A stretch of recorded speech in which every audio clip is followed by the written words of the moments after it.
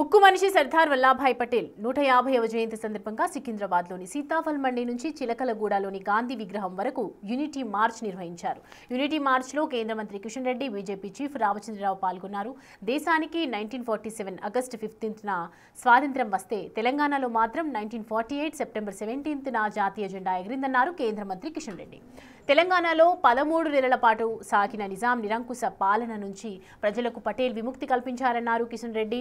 అందుకే తెలంగాణ ప్రజలు ఎవరిని మర్చిపోయినా పర్వాలేదు కానీ సర్దార్ వల్లభాయ్ పటేల్ను మాత్రం మరవకూడదన్నారు కిషన్ రెడ్డి.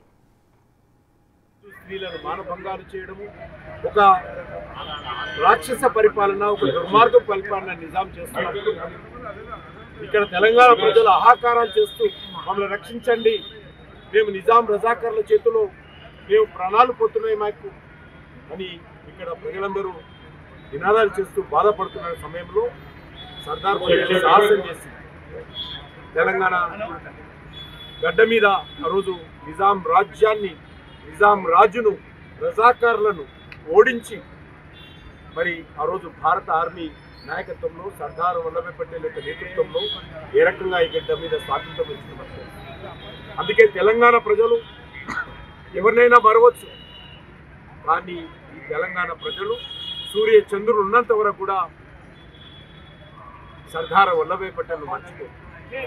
సర్దార్ వల్లభాయ్ పటేల్ చొరవ కారణంగానే ఇంకా అనేక మంది హిందువుల ప్రాణాలు, హిందువుల ఆస్తులు, హిందువుల సంపద, హిందూ స్త్రీల మానభంగాలు నుంచి ఆ రోజు మనము రక్షించడం జరిగింది.